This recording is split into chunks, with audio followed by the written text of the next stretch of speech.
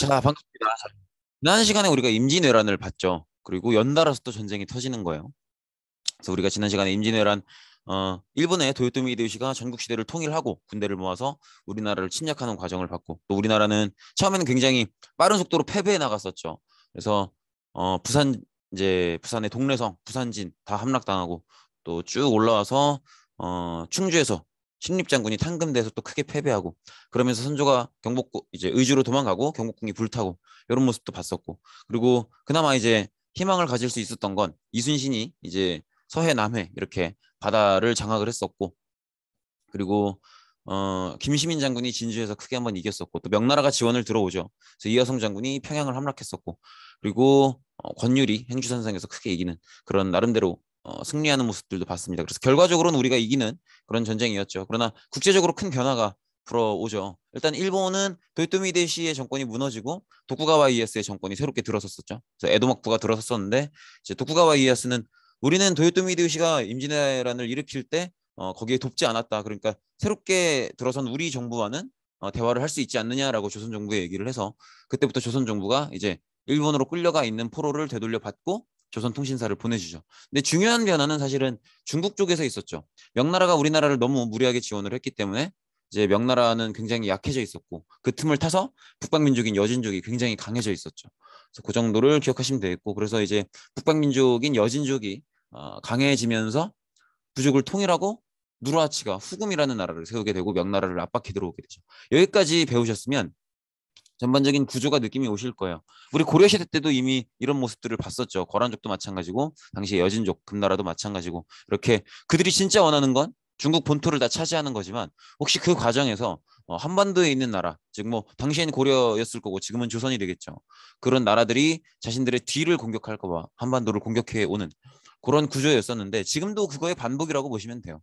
그래서 일단 큰 틀에서는 그 배경을 기억하시는 게 중요하겠죠. 명나라가 약해져 있고, 명나라가 약해졌기 때문에 북방민족인 여진족이 성장을 하고, 그래서 이 북방민족 여진족이 후금을 세우면서 이 후금이 전체 중국을 차지하려는 과정에서 한반도도 침략해 들어온다. 이 과정이라고 보시면 되겠습니다. 천천히 보도록 하죠. 일단 광해군이 중립외교를 펼치다 이렇게 되어 있는데, 광해군은 임진왜란 당시에 이제 임진왜란 당시의 왕은 선조였죠. 선조 즉위 기간에 임진왜란이 벌어지는데, 선조가 의주로 도망가 있는 동안 분조라고 해서 선조랑 조정을 나눠서 조정 일부를 끌고 다니면서 나름대로 임진왜란 전체를 지휘했던 게 광해군이에요. 그러니까 일본이 공격해온 임진왜란에 대해서 그걸 대응하고 전체적으로 지휘했던 게 광해군이라고 보시면 돼요. 그래서 사실상 왕은 선조였지만 사실상 왕의 역할을 했던 게 광해군이고, 그리고 그 역할을 인정받아서 그 뒤에 이제 왕으로 즉위를 하게 되는데, 어 근데 이름이 광해군이잖아요. 끝에 군자로 끝나고 있죠. 마치 연산군처럼. 그러니까 나중에 쫓겨난다는 의미죠. 기본적으로 광해군은 당시에 여러 왕자들 중에서 제일 그래도 나이가 좀 있고 어른이라고 할 만하고, 그리고 여러 가지 뭐 능력적인 면에서도 학문도 뛰어나고, 이런 점을 인정받아서 이 임진왜란을 대응하는 총지휘자로서의 역할을 했지만, 기본적으로 정실 부인의 아들이 아니에요. 그러니까 적장자라고 하죠. 정식 부인의 첫째 아들은 아니다라는 게 광해군이 근본적으로 안고 있는 약점이기는 했어요. 그러니까 원래는 조선이 별일이 없었다면 왕위를 승계받을 사람이 아니라는 거죠. 그런데 임진왜란이라는 큰 사건이 터졌고 나머지 왕자들은 너무 어리고 아직은 아는 게 없고 이래서 대응할 수 없는데, 광해군만이 조금 나이가 그래도 있고 그리고 또 똑똑한 게 티가 나고 있고, 그렇기 때문에 그나마 이 임진왜란이라는 심각한 난리에 대해서 대응할 만한 인재였다. 그래서 왕의 역할을 하게 된 거고, 그 뒤로도 왕으로 즉위를 한 거다. 이렇게 보시면 되겠죠. 일단 광해군의 첫 번째 업적은 임진왜란에 대응을 했고, 그 뒤에 임진왜란으로 인한 피해도 복구하려고 노력을 굉장히 많이 했다는 거죠. 그래서 이 피해를 복구하기 위해서 뭐 여러 가지 노력을 합니다. 토지대장 그리고 호적을 재정비를 하고요. 왜냐면 다 불탔었거든. 그리고 성곽도 수리를 하고 국방력도 굉장히 강화합니다. 화기도감이라는 걸 만들어서 화약을 이용하는 무기를 만드는 그런 기관도 설치를 합니다. 이런 것들은 그냥 그렇구나 하시면 되겠고, 이게 조금 중요해요. 허준이 쓴 동의보감을 간행합니다. 그래서 동의보감 아마 기억하실 거예요. 알고 있는 친구들 있지 않나요? 그러니까 우리가 수업 시간에 다룬 적은 없는데, 허준이라는 사람이 쓴 워낙 유명한 책이죠. 의학 서적이고 어떤 질병들이 있고 어떤 증상들을 보이면서 이런 질병들은 어떻게 치료하는지 이런 의학 서적인데 사실 이 책이 그냥 쓰여진 책이 아니라 광해군이 허준에게 좀 부탁을 해서 쓰여진 책이에요. 그래서 이 책을 통해서 부상당한 사람들이나 질병을 겪고 있는 사람들이 좀 아픔에서 벗어날 수 있도록 하는 그런 노력을 했던 거죠. 그래서 동의보감을 펴냈다 정도 보시면 되겠고 이렇게 동의보감이죠. 그리고 만주 지역이 굉장히 큰 변화를 겪게 되죠. 일단은 명나라가 약해져 있기 때문에 여진족이 급격히 세력을 키웠고요. 그래서 후금을 건국하게 되죠. 어, 어떤 배경이겠어요? 당연히 명나라가 약해져 있다는 거죠. 그래서 기존의 명나라와 새롭게 세력을 키우고 있는 여진이 대립하는 그런 모습을 볼 수 있고 그러면 이제 문제는 우리나라예요. 명나라는 우리나라를 엄청나게 도와줬단 말이에요. 그렇기 때문에 명나라를 배신할 수는 없어요. 그동안의 관계도 있고. 그런데 여진이 누가 봐도 커지고 있어요. 즉 누가 보더라도 명나라가 약해지고 있고 여진이 강해지고 있단 말이에요. 이 과정에서 우리는 누구와 가깝게 지내야 되겠는가? 의리를 생각하면 명나라가 당연히 맞아요.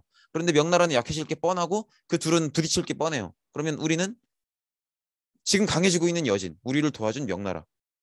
어떻게 해야 되냐는 거죠. 그래서 광해군이 선택했던 게 이제 중립 외교예요. 가만히 있자는 거죠, 사실은. 그죠? 어느 쪽으로도 기울지 말자라는 거죠. 근데 이게 기존의 어떤 유교적인 관점에서 보면 사실 잘못된 태도예요. 유교적인 관점에서 보면. 즉, 어, 유교는 의리를 굉장히 강조한단 말이에요. 그러니까 당연히 아무리 명나라가 약해지는 게 보이더라도 우리를 굉장히 열심히 도와줬었던 명나라에 대한 의리를 저버려서는 안 된다는 게 유교적인 원래의 입장이죠. 근데 광해군은 유교적인 가치만이 전부는 아니라고 봤던 거고 현실적으로 조선이 살아남기 위해선 지금 강해지고 있는 여진도 무시할 수가 없다는 거죠. 그렇기 때문에 중립을 선택하는 그런 모습을 보이죠. 그래서 이렇게 지금 명나라가 조금씩 약해지고 있고 후금이 강해져가는 과정에서 이렇게 조선이 중립 외교를 택하고 있다. 이렇게 일단 생각을 하시면 될 것 같아요. 그래서 중립 외교가 제일 드러나는 모습이 사르후 전투예요. 사르후 전투인데 일단 뭐 이런 거예요. 후금이 명나라를 공격해와서 벌어진 전투가 사르후 전투인데 이때 이제 명나라 황제였었던 만력제가 조선한테 부탁을 해오는 거죠. 너네 알지 않냐? 우리 임진왜란 때 진짜 너네 많이 도와줬다. 나름대로 우리도 너네 도와주느라 굉장히 힘들었다. 근데 지금 우리가 후금이랑 맞짱 뜨게 생겼다. 쟤네들 쳐들어온단다. 우리 좀 도와줘야 되지 않겠냐? 이렇게 얘기를 하는 거죠. 그래서 이제 광해군이 이렇게 얘기를 하는 거죠. 당연히 도와줘야 되는 거 아니냐. 그때 얼마나 고마웠는데. 그래서 그때 이여성 장군 활약한 것도 있고 우리가 너무 고마웠기 때문에 도와주는 게 당연한 거다. 당연히 도와드리겠다. 이렇게 얘기를 하지만 광해군 마음속은 지금 그게 아니죠. 도와줘야 되는 게 인지상정상 맞기는 하지만 후금이 너무 세지고 있단 말이야. 이 답이 없어. 명나라를 도와주자니 후금이 지금 세지고 있는데 후금한테 욕먹을 거 뻔하고 그렇다고 안 도와주자니 옛날에 도움 받은 게 있는데 이거 완전 싸가지 없는 새끼 되는 거고 이렇게 고민을 하다가 이렇게 하면 되겠다라고 생각을 한 거죠. 그래서 강홍립 장군이라는 장수를 불러오게 됩니다. 그래서 강홍립 장수를 부르는데 이렇게 얘기를 하는 거예요. 일단 후금이랑 명나라랑 전쟁을 곧 하게 생겼다. 그리고 명나라가 우리한테 도와달라고 한다. 근데 이게 좀 난처하다. 왜냐면 후금이 너무 세지고 있다. 그래서 명나라랑 의리를 지킨답시고 후금을 이 명나라를 섣부르게 도와줘서 후금이랑 맞짱 떴다가는 진짜 개죽음 된다. 그렇다고 명나라를 안 도와줄 수도 없고 후금을 공격하자니 명나라를 도와서 후금을 공격하자니 이거 뭐 후금 너무 세기 때문에 개죽음 될 게 뻔하고 답이 안 나온다. 이런 상황이라고 얘기를 일단 해줍니다. 그래서 광익 장군이 처음에는 그럼 안 갑니까? 이렇게 얘기를 하는데 그렇다고 또 안 가자니 욕을 바가지로 먹는다. 명분도 없고. 그래서 가야 된다라고 얘기를 합니다. 강홍립은 죽으러 가라는 얘기잖아요. 그래서 그러면 뭐 한 나라의 군인으로서 국가를 위해 뭐 목숨을 바치는 거는 바치겠나이다. 뭐 이렇게 얘기를 하죠. 그런데 광해군이 뭐라고 얘기를 하냐면 이런 얘기를 하는 거예요. 내 말 잘 들어라. 가서 적당히 그냥 싸우는 척만 해라. 척만. 막 싸우는 척을 하다가 막 이러면서 죽는 소리 해가면서 그냥 안 되겠다. 항복 이렇게 하라는 거죠. 이해되시겠죠? 그러니까 쇼를 하라는 거예요. 그래서 강용익 장군이 좀 당황을 하지만 명령이니까 알겠다고 하죠. 가서 싸웁니다. 가서 막 싸우는 척을 해요. 막 진격하라 하다가 적당히 싸우는 척을 하다가 우리 조선군은 싸울 수 없는 지경에 이르렀어. 우리는 후금에 항복하는 바이요. 이렇게 얘기를 합니다. 근데 요거를 쳐다보고 있던 후금이 뭐라고 얘기를 하냐면 그래요. 그럼 뭐 고생하셨습니다. 귀국하시고 길 먼데 안 다치게 조심해서 가세요. 이렇게 얘기를 해요. 그러니까 후금 입장에서는 조선의 공격을 받고 있는 입장이지만 갑자기 항복한다고 하니까 적당히 싸우는 척만 하다가 항복한다고 하니까 그러시냐고. 그럼 가시라고. 고생하셨다고. 날도 추운데 길 먼데 안 다치게 조심하시라고. 이렇게 얘기를 해요. 그러니까 당황하죠. 그, 네, 고생하세요. 이러고 오는 거예요. 그래서 전투 중에 딱 한 명 군인 죽고요. 다 포위당했던 병력들도 그냥 다 풀어주고 이제 딱 한 명이 아니라 그거는 이제 하여튼 전투 중에 사망했던 군인들 말고는 포위당했던 병력들 다 풀어주고 살아있는 병력들은 전원 아무도 다치지 않고 무사 귀국을 하게 됩니다. 그러니까 사실은 후금도 알고 있었던 거예요. 지금 조선이 얼마나 난처한 상황인지 알고 있었고 후금의 진짜 목적은 명나라가 아니기 때문에 조선이 후금을 공격하겠다, 명나라를 돕겠다라는 의지만 강하게 보이는 게 아니라면 굳이 조선을 심각하게 때리고 싶진 않았던 거죠. 그렇기 때문에 강홍립 장군이 군부대를 이끌고 와서 적당히 싸우는 척만 하다가 항복하는 모습을 보고 조선이 명나라에 대한 의리 때문에 어쩔 수 없이 나서긴 했어도 우리를 진짜 공격하고 싶은 마음은 아니었구나라는 걸 간파를 한 거죠. 그래서 이때 이런 상황이면 차라리 이렇게 평화롭게 돌려보내서 확실하게 우리는 조선과 공격할 의사가 없다라는 걸 보여주는 게 오히려 국제관계적으로 나을 수 있다라고 지금 이 후금 황제도 파악을 한 거죠. 판단을 한 거죠. 그래서 이렇게 무사 귀국을 시켜준 거죠. 그런데 요렇게 했던 게 일단 이런 광해군식의 중립외교, 가서 싸우는 척만 하다가 항복하고 이런 식의 중립외교가 명나라에 대한 의리를 강조하는, 즉 유교를 강조하는 세력들이 보기에는 굉장히 잘못된 태도라고 봤던 거죠. 그렇기 때문에 일부 세력이 굉장히 광해군에 대해서 심각하게 비판을 하게 됩니다. 서인 세력들이 굉장히 비판을 많이 하게 되는데 우리가 그동안 지켜온 유교적 가치를 보면 우리는 명나라에 대한 의리를 절대 저버릴 수가 없다. 우리는 명나라 때문에 살아난 거다. 한 인간이 어머니 아버지 덕분에 태어나는 건데 우리도 마치 태어난 것과 다름없다. 왜냐면 죽을 위기에 처했는데 명나라가 도와줘서 간신히 살아난 거기 때문에 명나라는 어버이의 나라다. 막 이런 식으로 얘기를 하면서 어떻게 명나라를 배신할 수가 있느냐. 이런 얘기를 한단 말이에요. 그러면서 광해군이 그런 식으로 명나라가 도와달라고 했을 때 목숨 바쳐서 돕지 않고 적당히 도와주는 척만 하다가 항복하고 오고 이런 광해군 스타일의 중립 외교를 굉장히 이거는 뭐 진짜 부모를 저버리는 행위고 이런 식으로 비판을 해요. 비판 정도가 좀 그건 아니지 않아요? 이 정도가 아니라 이건 진짜 쓰레기고 이건 진짜 완전 뭐 어머니를 죽이는 거나 다름없고 막 이런 식으로 강력하게 비판을 한다는 거죠. 그리고 또 광해군이 요즘 해서 서인 세력의 지지를 받던 영창대군을 죽이게 돼요. 그리고 또 그 어머니였던 인목대비를 폐위하게 됩니다. 근데 왜 그럴 수밖에 없었냐면 광해군은 아까도 말씀드렸지만 원래는 정실 부인의 아들이 아니에요. 그러니까 당시에 이제 나이도 좀 있고 똑똑하고 그래서 임진왜란에 대응하고 또 이런 그 뒤에 피해도 복구하고 또 명과 후금 사이에서의 외교도 이끌어 나가고 이런 모습을 보이긴 보이지만 기본적으로 자기가 원래는 왕위를 계승받을 사람이 아니고 그거에 대한 약점을 자기도 알고 있단 말이에요. 그리고 이름을 보시면 아시겠지만 군과 대군이 그 차이예요. 군은 왕의 정실 부인의 그러니까 정식 왕비의 아들이 아니라 첩의 아들일 때 그냥 군이라고 해요. 그리고 정식 왕비의 아들일 때 영창 대군이라고 해요. 대군. 이해되시겠죠? 그래서 그냥 군이면 첩의 아들이고 대군이면 이제 왕비의 아들이란 말이에요. 근데 영창대군이라는 왕비가 엄연히 있어요.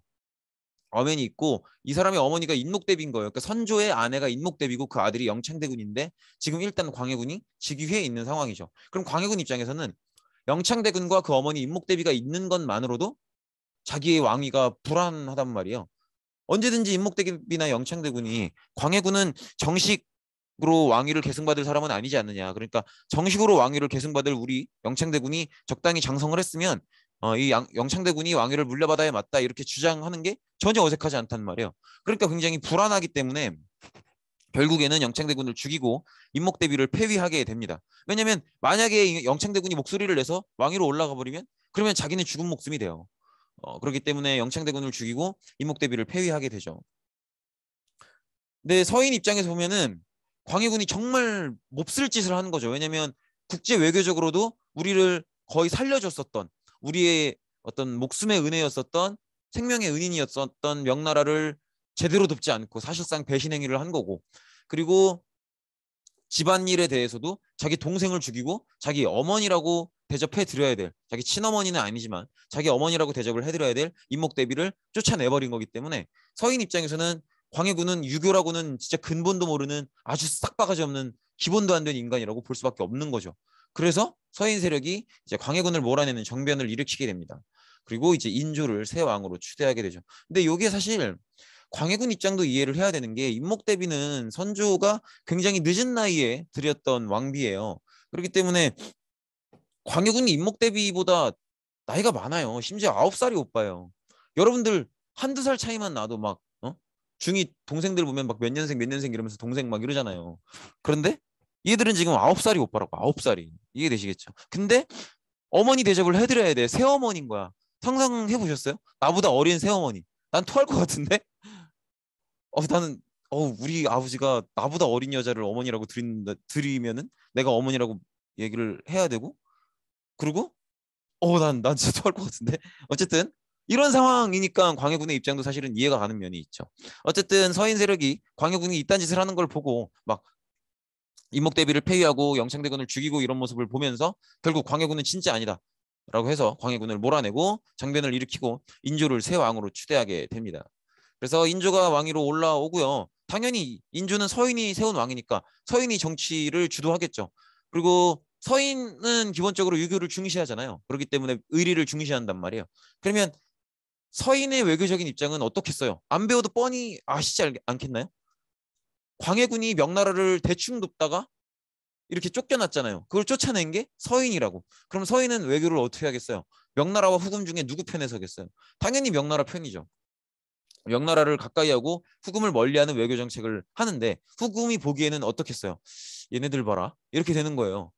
왕이 바뀌기 전에 광해군일 때는 눈치를 적당히 채서 이렇게 우리한테 안 덤벼드는 쪽을 택하더니 그래서 우리도 눈치채고 적당히 명나라를 도와줘야 된다는 입장이 있다는 걸 이해했으니까 다 살려보내주고 이렇게 했던 건데 이제는 대놓고 명나라 가까이 하고 막 우리한테 개기네? 막 이런 생각을 후금 입장에서는 하겠죠.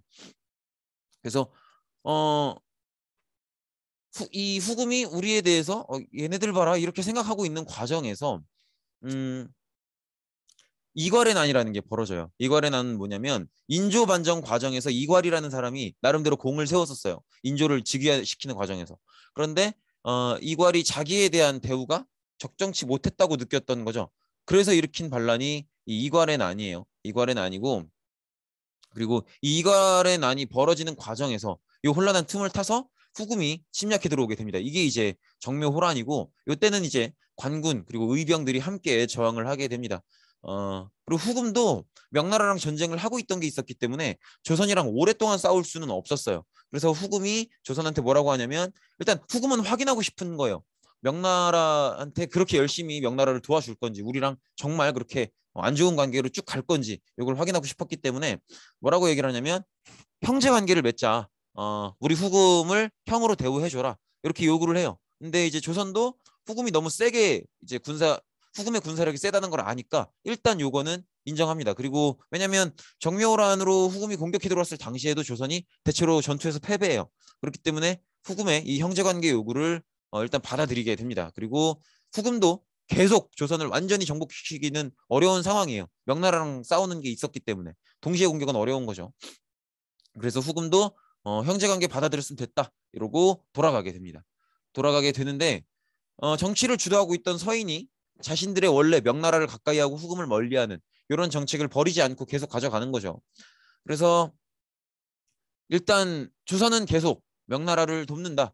요 입장, 후금이랑은 멀리한다. 요 입장인 거고 후금은 계속 성장해요. 명나라는 계속 약해지고. 그래서 후금이 국가 이름을 청으로 바꾸는데 후금에서 청으로 넘어가는 건 어떤 의미가 있냐면 후금이 여진족의 나라였다면 즉 후금이 여진족끼리만 살면서 잘 먹고 잘 살아보자는 나라였다면 청나라는 여진족을 중심으로 이 인근을 여진족이 지배하겠다. 이런 이제 변화예요. 그래서 후금은 그냥 마냥 여진족만의 나라라면 청은 여진족이 세계를 지배하겠다. 여진족이 중심이 돼서 이 주변을 완전히 지배하겠다라는 의미를 가진 그런 포부를 가진 그런 나라란 말이에요. 그러니까 우리나라에 대해서도 한 번 더 공격해 들어오겠죠.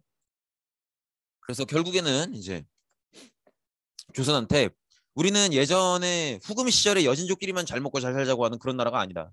우리 여진족이 중심이 돼서 이 동아시아 전반을 다 지배를 할 거다. 그러니까 너네도 우리를 임금으로 대접해주고 너희가 우리의 신하가 되라. 이렇게 군신 관계를 요구해 옵니다. 그래서 이때 이제 조선 정치가 둘로 나뉘게 돼요. 척화파, 주화파. 척화파는 절대 안 된다. 무슨 저런 오랑캐 놈들한테 뭐 임금으로 대접을 하고 우리가 신하 노릇을 하고 우리는 지금 명나라를 도와줘야 되는 입장인데 우리가 쟤들을 뭐 황제로 모시고 말도 안 되는 소리 하지 마라. 우리는 목숨 걸고 무조건 저항해야 되고 무조건 싸워야 된다라고 하는 파가 있었고 주화파는 지금 쟤들 요구 우리도 불쾌하다. 우리도 불쾌하지만 현실적으로 너무 세지 않느냐. 명나라 예전에 우리 도와줬던 거 너무 고맙고 의리를 지켜야 맞겠지만 명나라 솔직히 곧 있으면 멸망할 게 눈에 뻔히 보인다. 멸망할 나라를 도와주는 것도 조금 이상한 거고 그리고 지금 청나라가 너무 세기 때문에 우리가 개길 상황이 아니다. 우리는 화해를 하고 받아들여야 된다. 이렇게 둘로 나뉘게 돼요. 그래서 척화파 안 된다. 청나라가 아무리 세도 군신관계 절대 못 받아들이고 무조건 맞짱 떠야 된다. 이게 척화파고 주화파는 받아들이자. 자존심 상하고 우리도 싫지만 너무 세다 상대가. 청나라 너무 세기 때문에 그냥 화해하자. 좀 굴욕적이지만 굴복하자라는 게 주화파였죠. 여러분들은 어떤 선택을 하시겠어요? 잘 모르겠어요. 근데 사실 저는 여기 인물 이름까지 기억하실 필요는 없는데 요 이제 척화파의 대표적인 인물이 요거 이제 김상원이라는 인물이고요. 이름을 기억하실 필요는 없어요. 주화파는 최명길이라는 인물이 있어요. 최명길이라는 인물이 있는데 최명길이 여기서 그런 얘기를 해요. 내가 이런 얘기를 하면 전 국민한테 욕 먹을 거 나도 안다. 욕을 바가지 먹겠지만 그리고 나도 이런 얘기 하기 싫다. 하기 싫은데 어쩌겠느냐. 만약에 군신관계를 안 받아들이고 김상원의 주장대로 그냥 들이박으면 우리 다 죽는다. 살고 봐야 되지 않겠느냐. 내가 그래서 나는 욕먹을 걸 각오하더라도 이 얘기를 할 수밖에 없다. 이렇게 얘기를 해요. 근데 저는 막 이 얘기가 되게 좀 개인적으로 울림이 있어요. 뭐랄까 사실 현실이잖아요. 그렇기 때문에 그러니까 제가 좀 감동받았던 건 뭐냐면 욕먹을 걸 알면서도 자기가 옳다고 믿는 가치에 대해서 주장을 하는 게 저는 되게 멋있어 보이더라고요. 둘 중에 뭐가 옳은 선택이든 간에. 어쨌든 근데 요거는 각자 개인 차이가 있을 것 같아요. 그래도 목숨 걸고 의리를 지켜서 싸우자. 혹은 근데 사실 그것도 그래요. 만약에 싸움을 하면 그냥 나 혼자 죽는 거면 내가 싸울 수 있을지 모르겠는데 싸우는 결정을 하면 결국 병사들을 모으고 그 병사들을 이끌고 가야 될 텐데 그 병사들이 누구예요? 백성들이거든. 그러니까 결국 개죽음 당하는 건 백성들이에요. 그러니까 최명길이 우려했던 건 그거죠. 의리를 지키자고 주장하는 건 신하들인데 의리를 지키기 위해서 목숨을 실제로 바쳐야 되는 건 백성들이라는 거지. 그러니까 왜 백성들을 사지로 내모냐는 거죠. 그래서 이런 것들이 이제 굉장히 의견이 나뉘게 됩니다. 근데 결국에는 척화파가 세력을 얻게 돼요. 이것도 참 그런 거예요. 토론을 하는 건 신하들이에요. 근데 신하들은 목숨 바쳐 나가서 싸울 병사들이 아니거든. 그러니까 자기들 생각에 올바른 얘기만 하는 거예요. 자기가 나가서 목숨 바쳐 싸울 게 아니니까. 그래서 척화파가 세력을 얻게 되죠. 그래서 결국은 청의 군신관계 요구를 거절하게 되는 거죠. 지금 점 2개 찍은 게 오타가 아니에요. 이게 어떻게 될지 한번 생각해 보라는 거예요. 청의 요구를 거절. 뭐 이런 느낌이에요. 이해되시겠죠? 어떻게 되겠어요? 그래서 청태종이 홍타이지라고 하는데 직접 군대를 이끌고 조선을 공격해 옵니다. 그러면 조선은 당연히 당당하게 맞서 싸우고 이제 뒤지는 거죠. 그래서 당시에 이렇게 뭐 맞서 싸워서 이길 수 있는 상황이 아니었어요. 그래서 당연히 뭐 이렇게 뭐 정봉순이 뭐 많이들 열심히 노력해서 싸우긴 하는데 감당이 안 돼요. 너무 상대가 세니까. 그래서 이제 인조가 나머지 여러 왕비나 여러 이렇게 왕자들이나 이런 왕자들은 다 강화도로 도망을 보내고요. 기억하시죠? 그 고려 무신 정권 때 몽골 침략 받았을 때도 강화도로 피난을 갔던 거. 강화도죠. 근데 이제 인조 본인은 이제 광주의 남한산성으로 들어가서 일단 숨게 되고 나머지 왕비들이나 이런 사람들은 강화도로 도망을 보냅니다. 그렇고 남한산성 지금의 경기도 광주인데 남한산성으로 들어가서 대항을 하게 되는데 이 청나라 군대가 남한산성을 완전히 포위해버려요.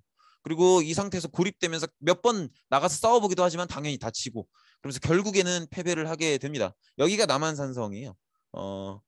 한번 더 보실까요? 네, 여기가 남한산성이고요. 결국에는 이제 인조가 삼전도라는 섬에 나가서 청태종에게 항복을 하게 됩니다. 그래서 이렇게 지금 보고 계신 것처럼 임금으로서의 복장을 벗고 청나라 하급 관리에 오신 남색 옷을 파란색 옷을 입고 서문으로 이것도 서문이 이제 패배의 의미가 있어요. 그래서 서문으로 나가서 그러니까 죄인이 들락거리는 게 서문이거든요. 그러니까 죄인이라는 거죠. 항복할 때 군신관계 매질할 때 맺지 않고 청태중의 어떤 황제의 명령을 거부한 거기 때문에 죄인이라는 거죠. 그래서 죄인의 옷을 입고 청나라 관리의 옷을 입어서 군신관계라는 걸 인정한다는 걸 보여주고 서인으로 나가면서 내가 죄인의 신분이라는 걸 또 보여주고 이렇게 하면서 항복을 하게 됩니다. 그래서 삼교의 구고두라 그래서 3번 절을 하고 한 번 절할 때 3번 머리를 바닥에 찧어요. 꽝꽝 소리가 나게끔. 그래서 이제 한 번 절할 때 3번 머리를 찢는데 3번 절하니까 3 곱하기 3은 9죠. 그래서 3궤 구고두라고 해요. 3궤 혹은 3배 구고두라고 하는데 이걸 통해서 항복을 하게 되죠. 이게 이제 그 부조라고 하죠. 이게 새긴 거예요. 그래서 이렇게 조선의 임금이 청나라 황제에게 3궤 구고두 3번 절하고 9번 머리를 찢는 그렇게 해서 항복을 하는 그런 과정을 볼 수가 있죠. 이 한반도 역사상 나중에 찾아오는 이제 일제 식민지 시대 빼고는 가장 굴욕적인 장면이죠. 이렇게 보시면 되겠고 여기 이제 삼전도비예요. 이렇게 보시면 되겠고 어쨌든 인주의 왕자들 소현세자와 복림대군 그리고 끝까지 싸워야 된다고 주장했었던 척가파들 다 이제 그리고 또 백성들까지도 다 청나라로 백성들이 다는 아니고 많은 백성들 그리고 왕자들 척가파 신하들이 청나라로 끌려 들어가게 됩니다. 이렇게 보시면 되겠고 그리고 청나라에 대한 패배에 또 군신관계를 맺는 거 왜냐면 여진족은 사실 그동안 조선이 한 수 아래로 봤던 애들이거든요. 근데 지금 이제 황제로 모시게 생겼으니까 얼마나 충격적이에요. 그래서 이런 것들 그리고 또 청나라가 요구하는 어마어마한 곡물들 이런 것들이 쌓이면서 청에 대한 적대감이 굉장히 심해집니다. 그래서 청나라를 정벌하고 명나라에 대한 의리를 지키자. 청나라를 군대를 모아서 이제 군대를 준비시켜서 청나라를 정벌하자. 근데 청이 지금 어쨌든 조선보다 북쪽에 있잖아요. 그러니까 이걸 북벌론이라고 해요. 청을 정벌하자라는 주장이 굉장히 커지게 됩니다. 그리고 청이 압승됐다가 돌아와서 즉위한 효종, 복림대군이 즉위를 해요. 요 얘기는 뒤에 이어서 보도록 하죠. 어쨌든 효종이 북벌을 적극적으로 추진하게 됩니다. 그래서 남한산성도 수리하고 북한산성도 수리를 하고요. 군사력도 다시 키우는 그런 모습을 보입니다. 그래서 결과적으로는 청 세력이 성장을 하게 되는데 근데 효종이 갑작스럽게 죽게 됩니다. 그러면서 북벌이 이제 실패하게 되죠. 그러니까 청나라가 병자호란 뒤에도 국가의 규모를 계속 키웠던 거죠. 그리고 나름대로 북벌을 추진하는 과정에서 청나라가 러시아랑 전쟁을 잠깐 하게 되거든요. 근데 그때 청의 요청으로 조총부대를 파견하게 돼요. 근데 우리 입장에서는 그동안 열심히 북벌론 한다고 키웠던 조총부대를 한번 테스트해보는 그런 과정이 있기도 했죠. 어쨌든 이런 과정도 있었지만 결국 북벌은 실행은 하지 않게 됐다. 이렇게 보시면 되겠습니다. 네, 고생 많으셨습니다. 이번 시간은 여기까지입니다.